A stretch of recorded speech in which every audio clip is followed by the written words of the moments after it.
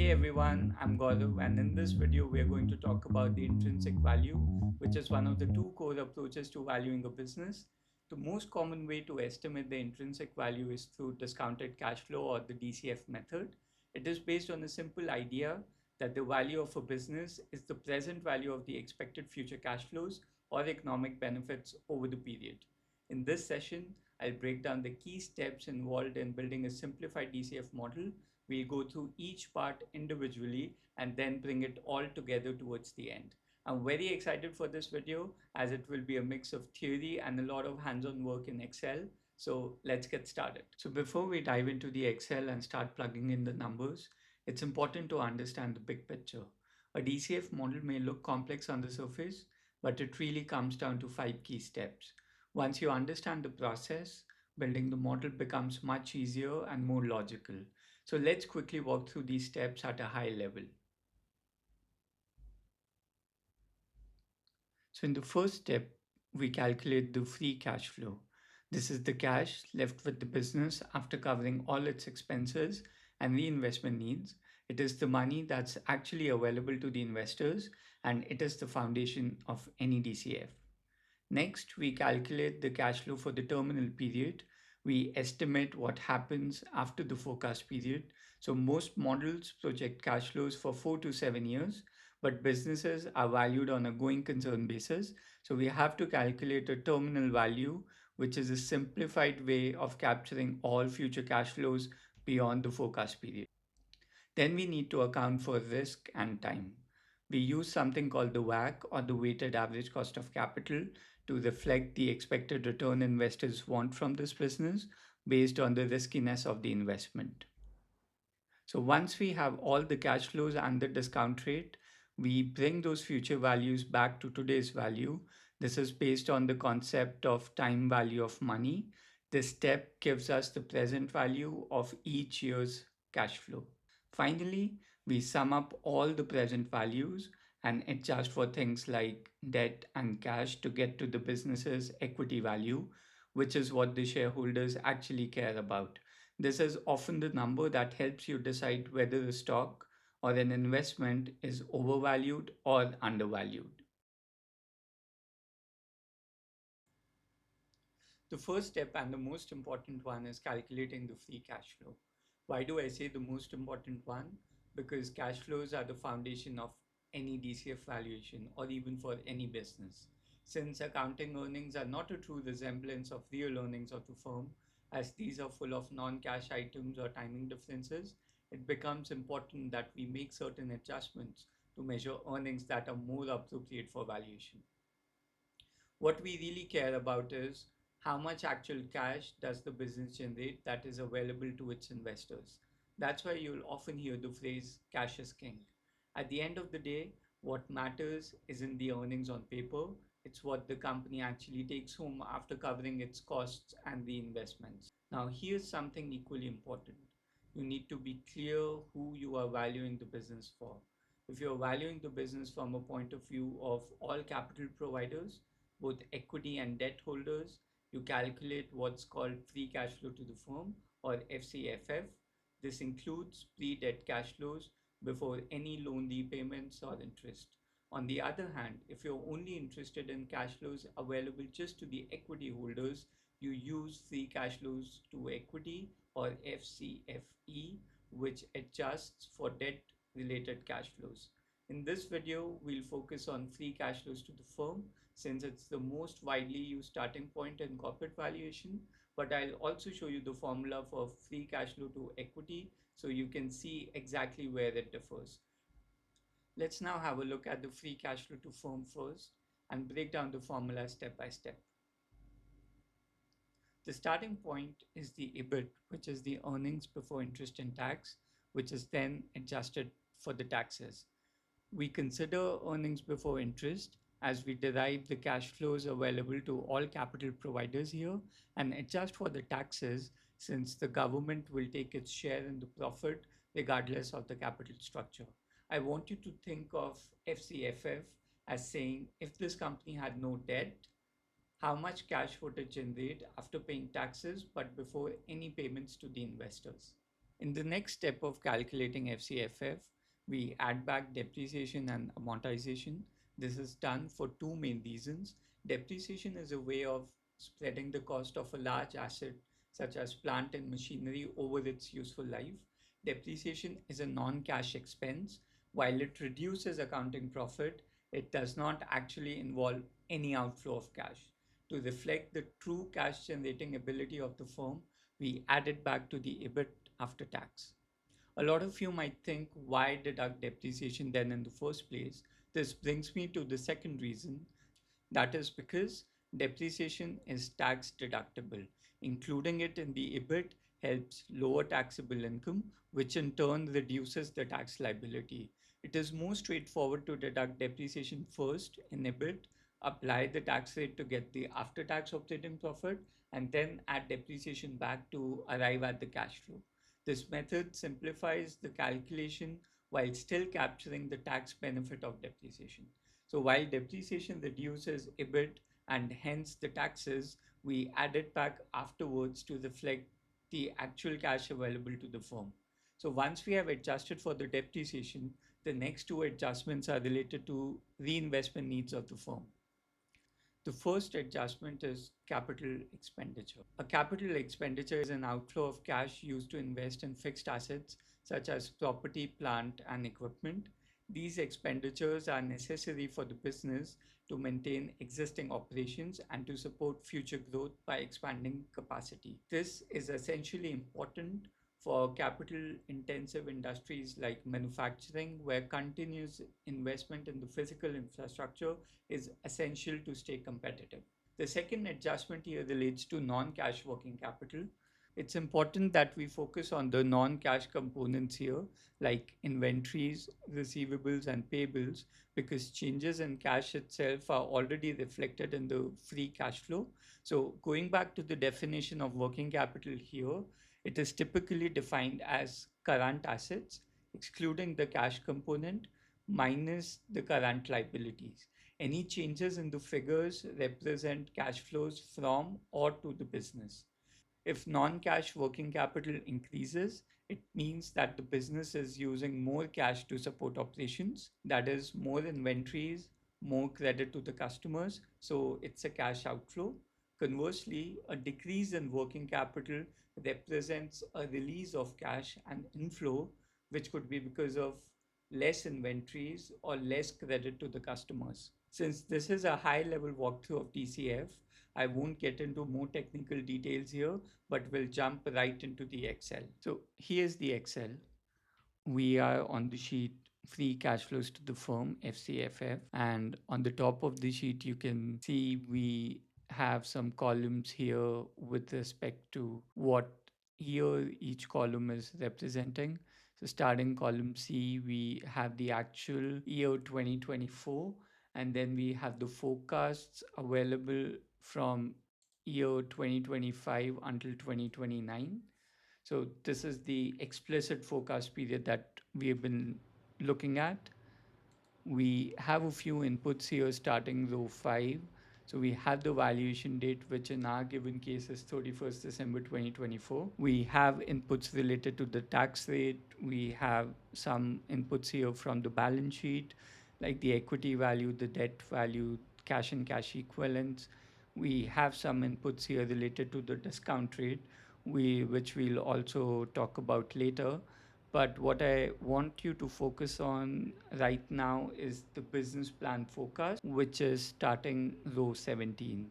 So first we have the income statement presented here. We have the actual income statement for 2024.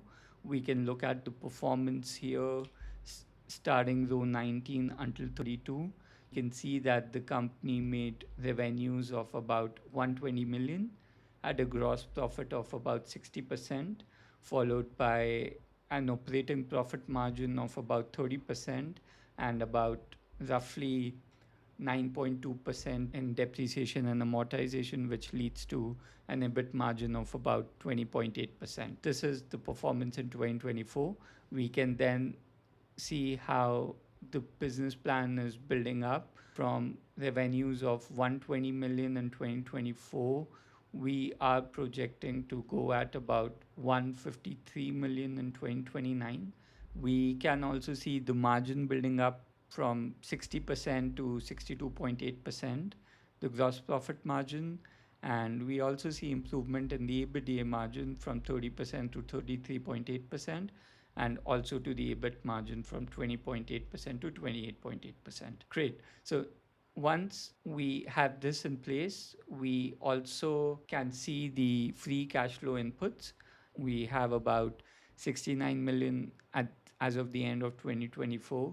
We can see the fixed assets building up to about 122 million by the end of 2029. We can see how the intangible assets are improving. So they're not actually improving. So we have the amortization over the period. And since the life of intangible assets here is assumed to be 4 years, we can see a straight line amortization over the period, which leads to intangible assets of 0 million as of end of 2027. So we do not see any capex or any investments in the intangible assets because it's very difficult to forecast uh, any acquisitions in the future which lead to additions of or additions to the intangible asset. Great. So we can see both the reinvestment needs here. So we can see the capex in row 38 for the tangible assets, and then we can also see any investments in the intangible assets. So this is what we discussed earlier, which is the reinvestment need number one, which is the capex or the capital expenditure. Next, we have the non-cash working capital building up here. The non-cash working capital is about 25 million as of the end of 2024. It increases to 28, followed by 30, 31, 32, and 33 million in 2029. The non-cash working capital is increasing over the period. And when the working capital is increasing, it means that the cash is being tied up in the assets. That means it's a cash outflow, and we account this or we see this in row 52 where we see how the non-cash working capital is changing. So you can see in 2025 it's it's the difference is 3 million, which means it's an outflow. It's an increase of 3 million in 2025. We then have an increase of 2 million and then 1 million each year until 2029. Great. Now that we have had a look at the forecast business plan, we can go on to derive the free cash flows.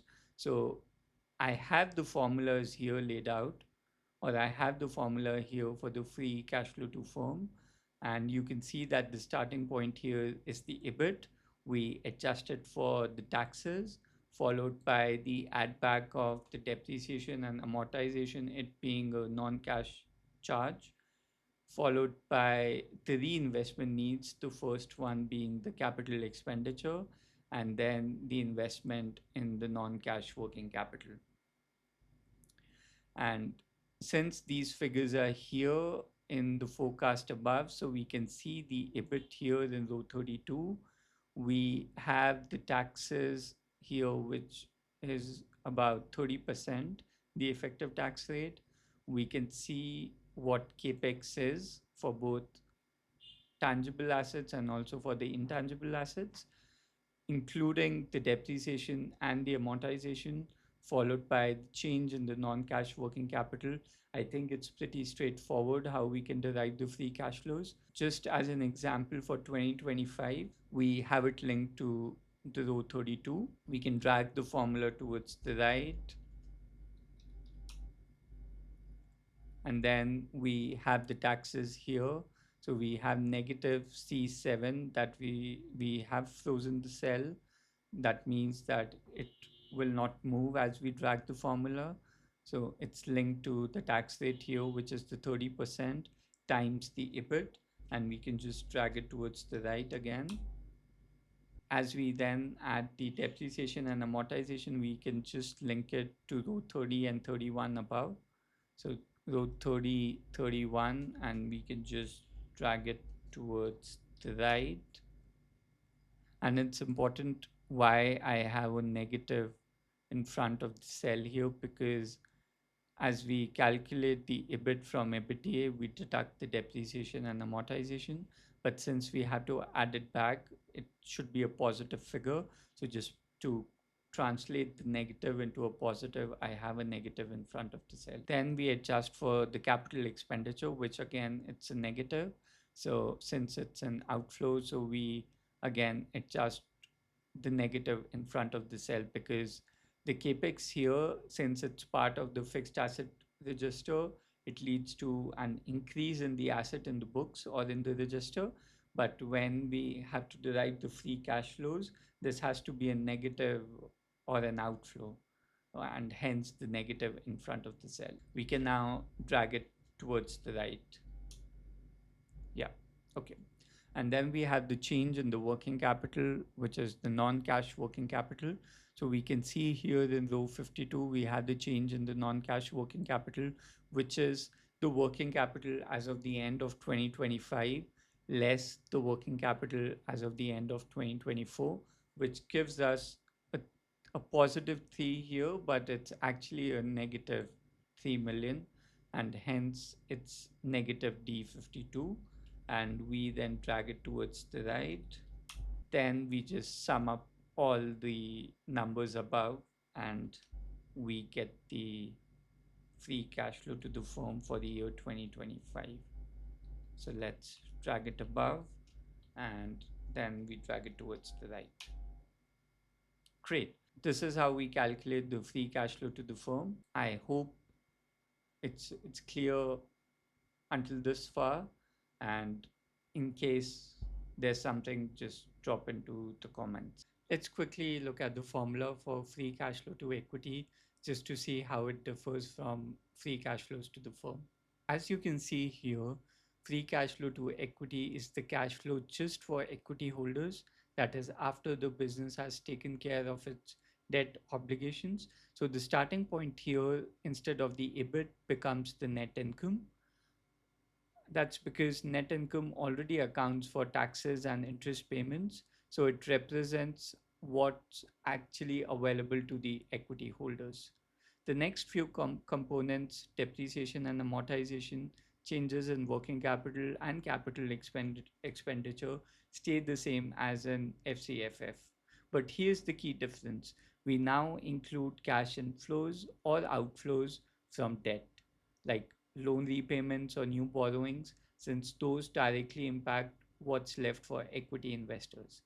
And that final adjustment for debt flows is what leads us to free cash flows to equity. It tells us how much cash is truly available for the equity shareholders after accounting for all the expenses, investments, and financing activities. Now that we have looked at both FCFF and FCFE and how to calculate cash flows during the forecast period, the next step is to figure out what happens after the period ends, and that's where terminal value comes in. Now that we have looked at both free cash flows to the firm and free cash flows to equity and how to calculate cash flows during the forecast period, the next step is to figure out what happens after the period ends. That is, after the explicit period ends, and that's where the terminal value comes in. So what exactly are terminal cash flows? When building a DCF model, we usually forecast detailed cash flows for a few years, typically 4 to 7 years, depending on how mature or predictable the business is. But most businesses are going concerns, meaning there's no plan to shut them down after this forecast period. So we need a way to estimate the value of all cash flows beyond the explicit period, and that's where terminal value comes in. Here on the screen, you can see the explicit planning period, which includes period starting 2025 until 2029. 2024 is the actual valuation date. So any cash flows after 2024 are part of the explicit planning period only until 2029. And after 2029, we have the terminal period, which is cash flows in 2030 and onwards. So there are two common approaches to calculate the cash flows in the terminal year. So, one being the perpetual growth method, where we assume the company's cash flows will grow at a constant rate forever. And the second is the exit multiple method, where we apply a market based multiple to a financial metric like EBITDA in the final forecast year. Both methods aim to answer the same question: what is the business worth beyond the years we have projected, assuming that the business keeps running? In the perpetual growth model, the idea is simple. After our explicit forecast ends, we assume that the company's free cash flows will continue to grow forever at a stable rate. What we really do here is that we capitalize the cash flows, and you can see in the formula that cash flows to the firm n plus 1 are the free cash flows in the first year after the forecast period. WACC is the discount rate that we are using in our model, and G stands for the long term growth rate, which is usually based on the GDP growth rate or the long term inflation. In the exit multiple approach, we calculate the terminal value using a multiple. Instead of projecting cash flows forever, the method asks a different question: what would someone pay to buy this business at the end of the forecast period based on how similar companies are priced today? You apply a market based multiple like EBIT or EBITDA to the business's final year number. So if your year five EBITDA is $100 and comparable companies are trading at 10x of EBITDA, your terminal value becomes 100 times 10, which is $1,000. It's fast, practical, and widely used in investment banking and private equity, especially when deals are priced relative to the market comparables.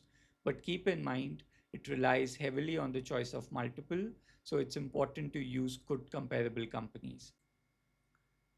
Let's now have a look at the cash flows for the terminal value period, which is the period after the year 2029. Here in column I, we see the revenues here grow up by 1.5%. This is the set of assumptions that we have. We then have the margin of about 63% in the gross profit. We have about 34.2% in the EBITDA, and we have about 22.9% in the EBIT. So when we look at this EBITDA margin, the 34.2%, this is the stable margin that the firm expects to have in in perpetuity. So this is what the firm is going to have over the period. So this can be considered as an a stable operating margin for the business. Yeah, okay. And then we have the depreciation also planned for the TV period. We also have some capex. So you can see here in this case, the net assets are growing up by 1.5%, which is the growth in the revenues, and the depreciation is being calculated as a back solve. So you'll see that in the terminal period, the capital expenditure is slightly above the depreciation. Yeah. Okay. The net intangible assets in the terminal period, they're zero, and the non-cash working capital in the terminal period is projected to be as a percentage of the revenues. So we have 21.6% in the year 2029, the working capital, and we just translate it using the revenues in the terminal value period, which is 155.4 million. So this gives us the change in the non-cash working capital of about 0.5 million. So this is what the firm expects to be the working capital change in perpetuity. Great. So with the same logic, we derive the free cash flows here. So we have about 35.6 million in the EBIT. We then have the taxes, again 30% in the long run, the depreciation here, followed by the capex and the change in the working capital. So yeah, so we get the free cash flows to the firm here of about 22.6 million. So what's important here is that we capitalize these stable cash flows. So the formula that we had was the cash flows to the firm in the period n+1, which is 2030 or after 2029, and we capitalize it using the discount rate less the growth rate. So if we have to capitalize the cash flows here, so we take the 22.6 by the discount rate, which is 7.3%.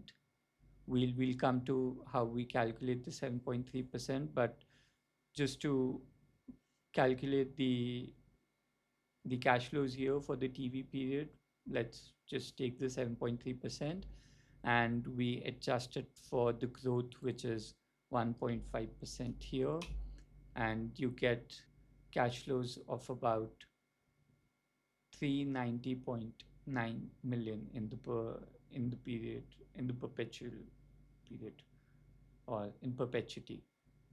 So you get about 390.9 million in perpetuity. Great.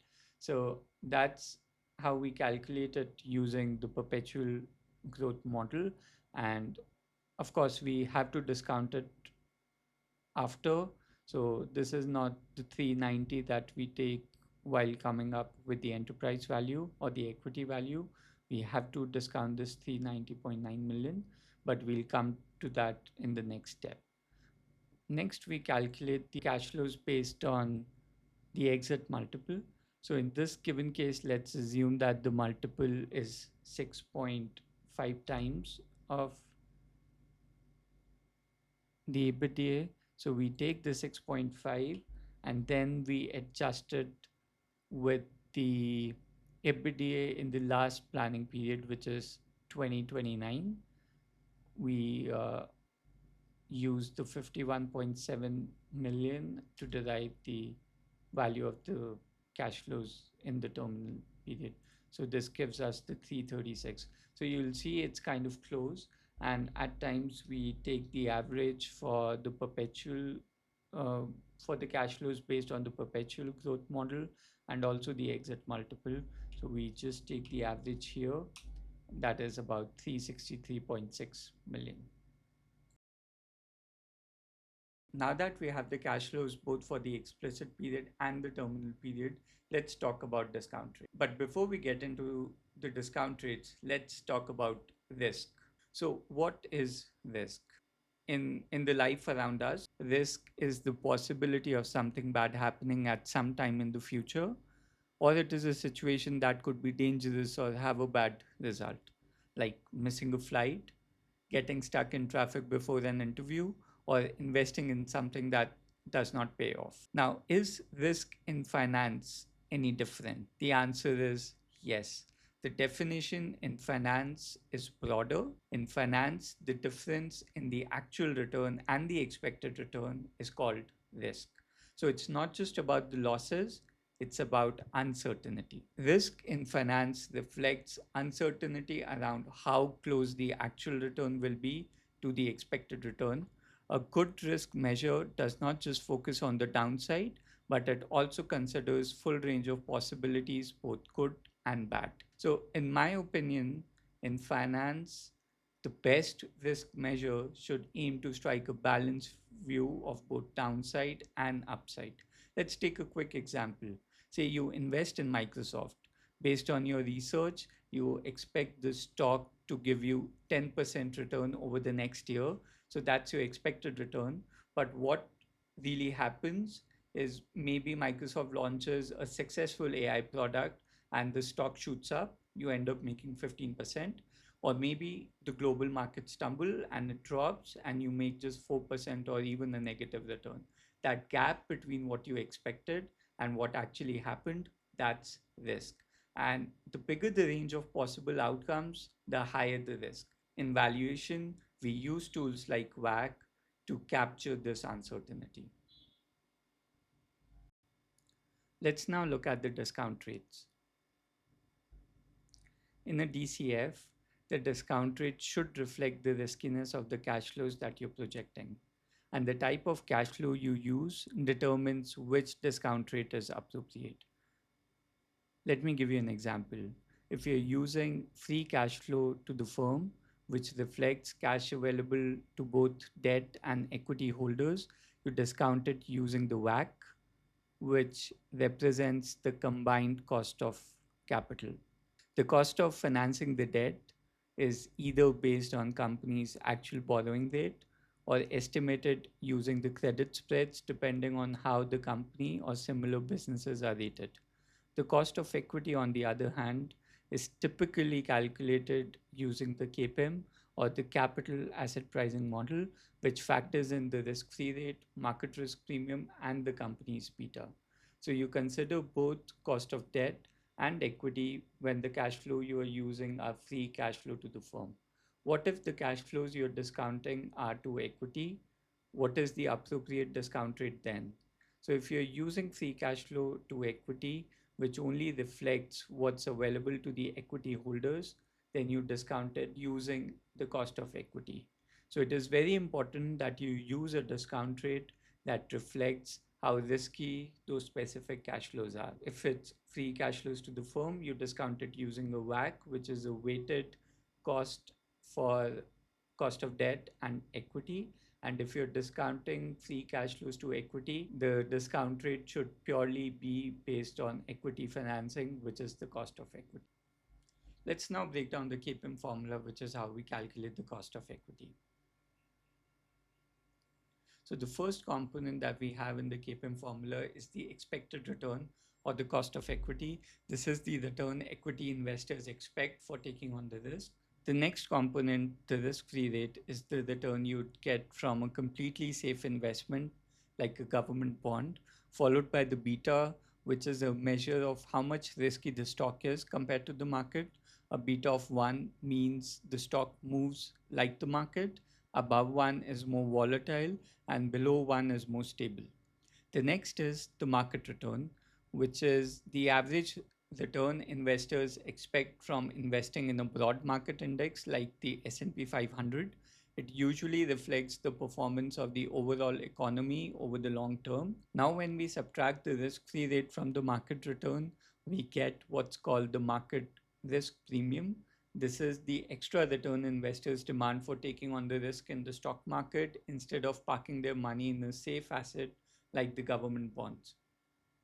In other words, market return tells you what you could earn from the overall market, while the market risk premium tells you how much additional return you need for taking on that market risk. The KPM in the end combines all three to give us a risk adjusted return. That is what the equity investors need to earn based on the company's risk profile. Now let's bring it all together with the WACC, the weighted average cost of capital. We have already discussed the cost of equity and the cost of debt. WACC just combines them based on the company's capital structure. So we have the cost of equity from the KPM formula. We then weight it using the equity weight in the total capital. So this is the market value of equity and the market value of debt that is used to calculate the total capital. So this gives you a weighted cost of equity. Then we have the cost of debt, which is pre-tax, and we then adjust it for the tax savings. And again, we use the debt weight in the total capital, where the total capital is based on the market value of equity and the market value of debt. In the end, WACC is the firm's blended cost of capital, the minimum return required to satisfy both equity and the debt holders. Now that we've got our WACC, we can use it to discount our future cash flows. Remember, in a DCF model, we are trying to answer what is the value today of the money I'll receive in the future. To do that, we apply a present value factor This factor depends on two things, the WACC and how far in the future the cash flow is. Let's now open up the Excel and calculate these present value factors and apply them to our forecasted cash flow. Let's now look at the WACC derivation. So on the screen here, we have the formulas both for the cost of equity and also for the WACC. Let's have a look at the cost of equity first. Starting with the risk-free rate, the first input, we have about 4.8%, followed by a beta of 1.15 and an equity market risk of about 8%. As we put this in the formula, we take the risk-free rate plus the beta times equity risk, equity market risk, less the risk-free rate. And we end up with the 8.5%. For the cost of debt, it's pretty straightforward. So here it's assumed to be the actual financing cost for the debt, and it's about 5.5%. And since this is pre-tax, we also adjust for the tax rate here or the tax savings. And the post-tax cost of debt after the tax savings is 3.9%, which is simply 5.5 times 1 minus the 30%, or this is the 70%, which is 3.9%. Next, we calculate the weighted average cost of capital. So now that we have the cost of equity and the cost of debt, we calculate the respective weights in the total capital and adjust for the cost using the weights that we calculate. So as you've seen in the inputs before, we have an equity value of about 85 million in the balance sheet. Let's assume it's at the fair value, and the equity is not listed, so the book value is assumed to be the fair value for the purpose of the weights. And the debt again is assumed to be at the fair value, which is about 30 million, which gives us a total capital of about 115 million. And based on this, we calculate the respective weights. We just take, let's go back. We take the 85 million by 85 plus 30, which is about 73.9%.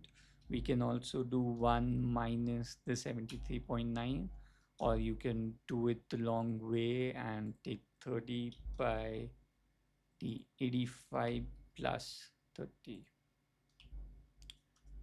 whatever you're happy with.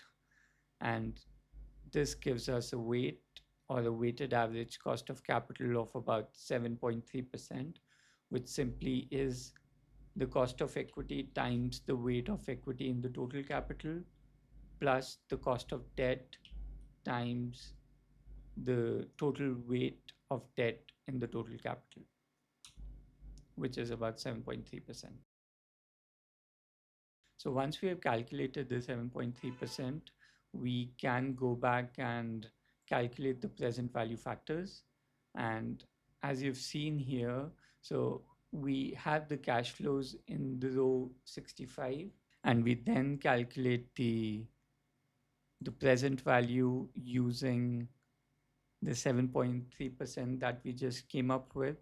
And the formula for coming up with the present value is the formula which is here, which is 1 by 1 plus the WACC or the discount rate raised to the power t, which is the period for which we are calculating the present value factor.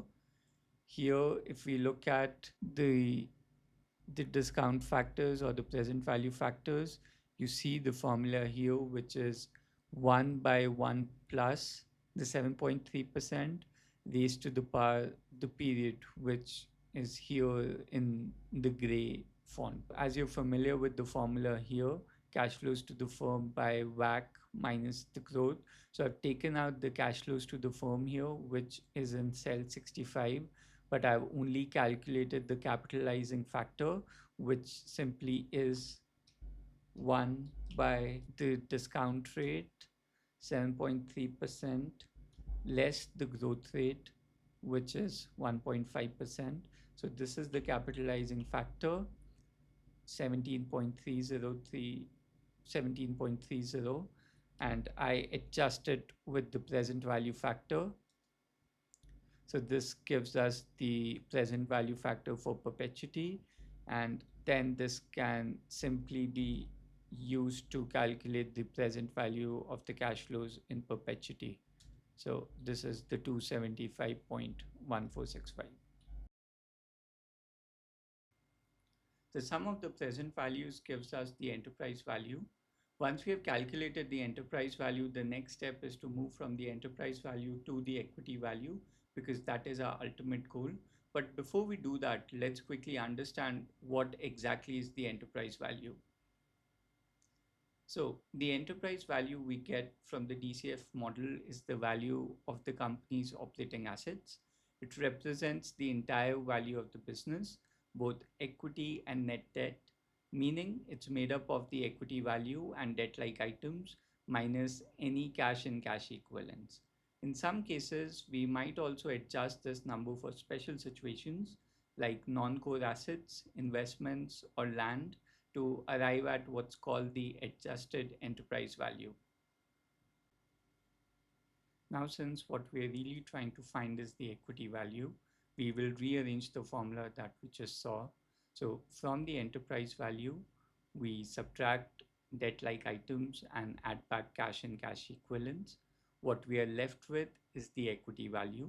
And finally, if the company holds anything outside of its core business, say excess land, investments, or subsidiaries, we adjust for those as well to get what we call the adjusted equity value. So once we have the present value of the cash flows, which simply is the free cash flows to the firm in row 65 times the present value factor, we sum these up in cell C71. So you'll see that the sum of the present value of cash flows for the explicit period is about 63.6 million.